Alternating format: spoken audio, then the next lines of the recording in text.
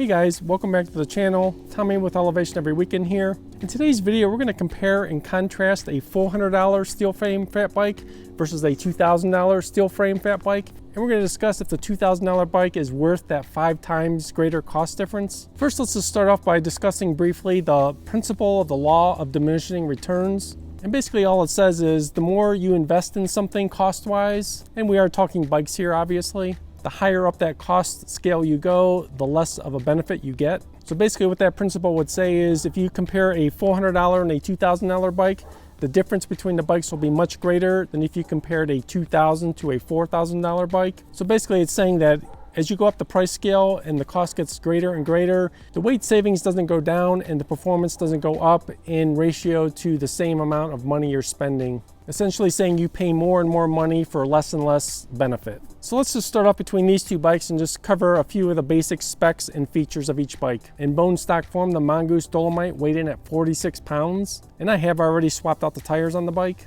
whereas the Surly ice cream truck is sitting at about 35 pounds. So by modern bike standards, neither of these bikes are light, but you can see there's a huge gap in the weight between these two bikes, even though they're both steel frame fat bikes. Both bikes do have 26-inch tires on them, but the Dolomite has 4-inch wide tires and the Surly came with 4.8-inch wide tires. And tires these days are not cheap, especially for fat bikes. So you're inherently getting much higher quality, lighter weight tires with the ice cream truck than the heavy wire bead low-end tires that came on the Dolomite.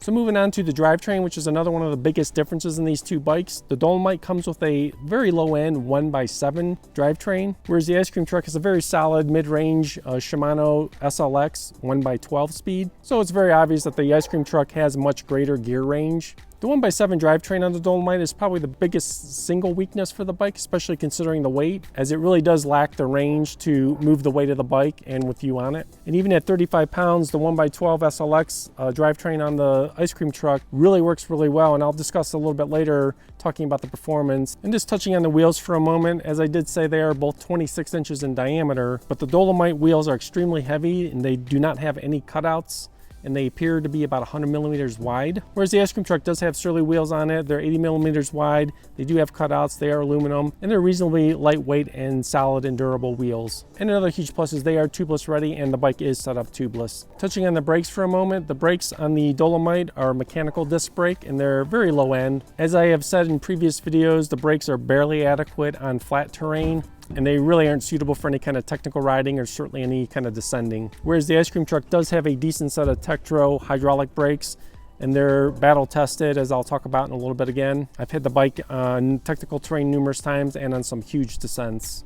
Let's shift over to the geometry of the two bikes for a moment. The Dolomite only comes in one size. It's basically kind of a medium size. They have a height listing of 5'6" to 6 feet. Obviously, the ice cream truck comes in a variety of sizes and has a much wider range to fit appropriately. And then the other issue with the geometry on the Dolomite is it has kind of a odd long wheelbase and has a very bland feeling when you ride it. Whereas the ice cream truck actually does have a reasonably solid and progressive trail geometry for a fat bike these days. The ice cream truck has the other advantages of you can run a dropper seat post on it, which I'm actually doing, and you can upgrade to a front suspension fork, again, if that's something you wanted to do, and I may well do in the future. The Dolomite doesn't support either of those options. Talking a little bit about the frames specifically, they are both steel frames. It's not clear to me what the alloy is for the Mongoose, but I do suspect it's very low-end, heavy steel. And while the ice cream truck is not like a super high-end Reynolds alloy, it is a very solid 4130 alloy, so a good durable quality steel frame. So beyond just discussing specs, it really matters when you discuss the performance attributes of these two bikes. The ice cream truck simply rides and feels much better. It's much more stable and responsive. The Geo's much better and trail worthy, and it's actually much more progressive in the tube shapes, whereas the Mongoose, the tubes are mainly just round in nature. And moving back to the performance attributes of the components, greater range aside, obviously the SLX drivetrain on the Surly, it's far superior and more reliable on shifting. It's very crisp, and the Dolomite actually has one of the things I dislike most on a bike, which is a grip shifter. So as I kind of hinted at earlier, even though the ice cream truck is not a lightweight bike, the 1x12 drivetrain was actually really essential in letting me summit a 14,000 foot peak. And I also did another ride where I got to over 11,000 feet in the mountains of Colorado, much more steep technical dirt terrain. I actually made videos on both those rides. I'll link those down below if you want to check those out. So not only did that include steep technical climbing for miles and miles, but the safety aspect of the stability of the bike and the brakes really came into play on the descent side, because a 35-pound bike picks up speed really fast, and I wouldn't even want to attempt such a descent on the Dolomite. And the big rides aside, the ice cream truck is far more adept at technical riding. So again, just my front range single track trails, it's proven to be very fast and fun. And again, these are trails I probably wouldn't even attempt to do on the Dolomite. And now I just want to move on to the aesthetics of the two bikes. Obviously, in part, this is highly subjective. I do feel the ice cream truck is a far better looking bike, but it definitely goes far beyond just the subjective aspects. The quality of the welds and the fit and finish is just far more superior on the Surly ice cream truck. But that said, I do feel like the Mongoose Dolomite is, generally speaking, a really good looking bike. As far as warranty goes, the Mongoose does have a limited lifetime warranty, but Surly does have a really good solid warranty with their bikes, and I've actually seen them back up their warranty. And you have the advantage of actually using your dealer network if a warranty claim does arise. So I think that's a huge benefit. And then shifting back just to the mix of parts, you know, with the ice cream truck, you definitely get a mix of parts that you can actually service, and they're more reliable and durable, and the bike in general is just more worthy of upgrades over time. So in conclusion, while I have stated in my prior videos that I